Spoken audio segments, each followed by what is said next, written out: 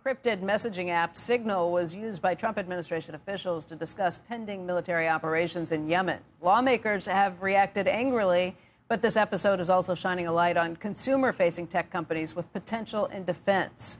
Joining us right now is Alex Harstrick. He's a managing partner and co-founder of J2 Ventures. J2's portfolio includes technology companies with both consumer and defense use cases like Aura Ring. And Alex has some experience, too. He's former military himself. Alex, let's talk a little bit about what you see happening, what the implications are for these consumer-based companies. Absolutely. Becky, Joe, thanks for having me back on. So there's no question that the speed of warfare is moving faster than the speed of traditional war-making technology. And so when you see whatever footfalls you might have with the current administration, the real answer is the enemy moves a lot faster than classified systems are able to move, because the enemy is using traditional consumer technology, which is ubiquitous, easy to access, very simple. Open up an iPhone, there's no instruction manual, and yet you can use it to do supercomputing functions. Open up the average defense system, and it is terrible. There are people who will become experts on it over multiple years and still not know how to use it. So ultimately, without casting any specific opinion on the matter at hand, when you look at what we are going to have to do in the future, it's going to have to move a lot faster. And so rather than criticize Signal, I think we should be looking to the administration to see how to embrace that and other commercial programs. So do you think that Signal and other apps should be used by the government because it's just better and faster and more effective and more efficient than what the government has developed itself? If you look at any of the problems that we have now with government software, Becky, basically, as you move up an echelon in classification, so confidential to secret to top secret, all the way up, the system has fewer and fewer people who can use it, which means that it becomes worse and worse because the amount of contractors that you can have to make that system becomes smaller.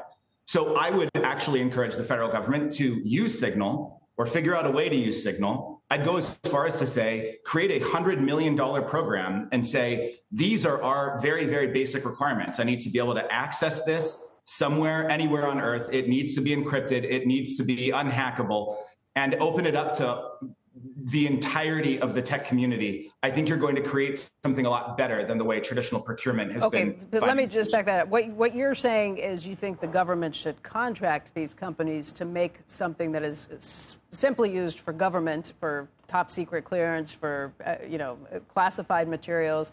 You're not suggesting that the lawmakers or that officials should be using these commercial-faced apps, because there's been a lot of questions about whether the Russians have infiltrated these things. There are questions about whether they can even comply with the laws and regulations that are out there, because all of these conversations are supposed to be able to be recorded for posterity and for history, for FOIA reviews later, for anybody else to go through them. But what you're suggesting is these companies can do it better. Yes, and it's funny, Becky, you mentioned a lot of pieces that I think are missing in this debate, which is Signal has disappearing messages. It is very difficult for external parties to be able to look at them. Those are all issues that I think can be solved if you make a government-facing version of the consumer app.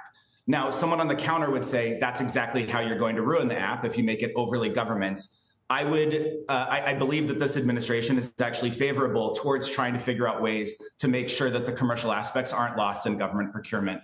Aura Ring is a great example of this. The company is working with U.S. Space Force among a bunch of different entities, and the core application and the core software have not changed, albeit with more security protocols for federal government use cases. Signal can be the exact same thing.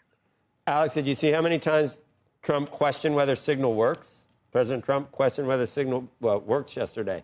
It was weird. It was like, if there's a mistake made, you go on the offense. I know how that works, and it's worked for him his entire life. But what was he saying didn't work? That the journalist was allowed to get in because it didn't work or something? I couldn't even figure out what was he saying didn't work about Signal, or he's just saying it.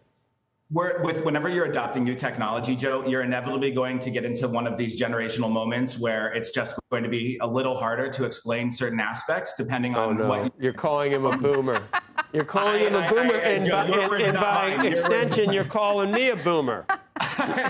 First of all, Joe, you look great. But what I would say is, yes, there are certain aspects that are designed around making usage really easy. So you add people based on usernames, not just phone numbers, a bunch of other things kind of in the back end. These are all going to be usage specific to the app. That doesn't mean the app is broken. That actually means the app is functioning the way that it should, but you need a little bit more practice with it in order to get it right.